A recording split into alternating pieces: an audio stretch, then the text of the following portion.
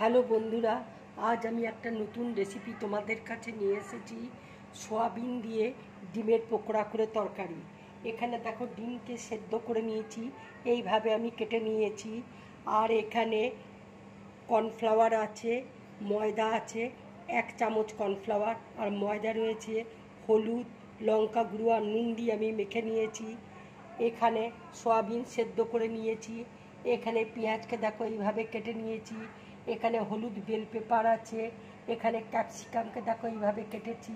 কাঁচা লঙ্কা নিয়েছি, রসুনকে গ্রেট করে নিয়েছি, ধনে পাতা কুচি নিয়েছি, টমেটো সস আছে, চিলি সস আছে, রেড চিলি, এখানে আছে গ্রিন চিলি সস, এখানে সয়া সস, এখানে চিলি ফ্লেক্স। এবার ডিমগুলো দেখো ব্যাটারের মধ্যে ডুবিয়ে আমি তেলের মধ্যে ছেড়ে দিচ্ছি।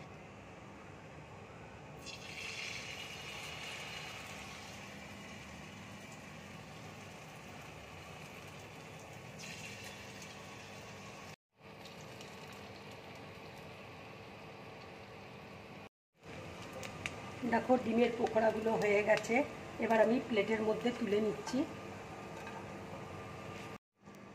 দেখো পকোড়াগুলো হয়ে গেছে, এইভাবে তোমরা পকোড়াগুলো ভাজবে। এবার কড়াই দেখো তেল দিয়েছি, এবার আমি সয়াবিনগুলো তেলের মধ্যে দিয়ে দিচ্ছি। এবার দেখো আমি একটু হলুদ দিয়ে দিচ্ছি। এবার আমি একটু নুন দিয়ে দিচ্ছি। সয়াবিনটা দেখো ভাজা হয়ে গেছে, এবার আমি প্লেটের মধ্যে তুলে নিচ্ছি। তেল দেখো গরম হয়ে গেছে, এবার আমি পেঁয়াজটা দিয়ে দিচ্ছি। এবার দেখো রসুন কুচি দিয়ে দিলাম, রসুন আমি গ্রেট করে রেখেছিলাম। এবার আমি ক্যাপসিকাম দিয়ে দিচ্ছি, হলুদ বেল পেপার দিয়ে দিচ্ছি। এবার আমি একটু নুন দিয়ে দিচ্ছি। এবার আমি কাঁচা লঙ্কা চিড়ে রেখেছি, কাঁচা লঙ্কা দিয়ে দিলাম। এবার দেখো সয়াবিনটা দিয়ে দিচ্ছি।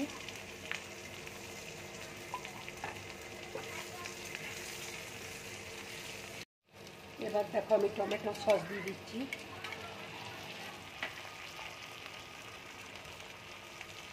রেড চিলি সস দিয়ে দিচ্ছি, গ্রিন চিলি সস দিয়ে দিচ্ছি। এবার আমি সয়া সস দিয়ে দিচ্ছি।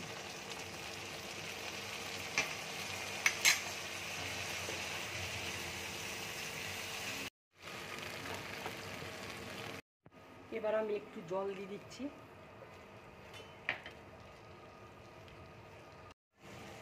এবার দেখো ডিমের পকোড়াগুলো আমি দিয়ে দিচ্ছি।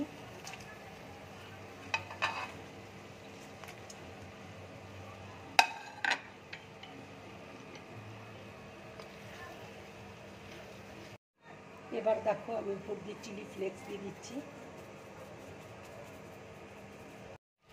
এবার ধনে পাতা কুচি দিয়ে দিচ্ছি। এইভাবে ডিমের পকোড়া করে সয়াবিনের তরকারি তোমরা খাবে, খুব ভালো লাগবে খেতে।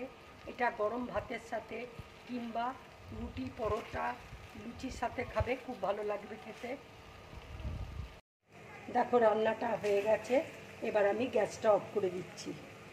এবার আমি একটা প্লেটের মধ্যে ঢেলে নেব।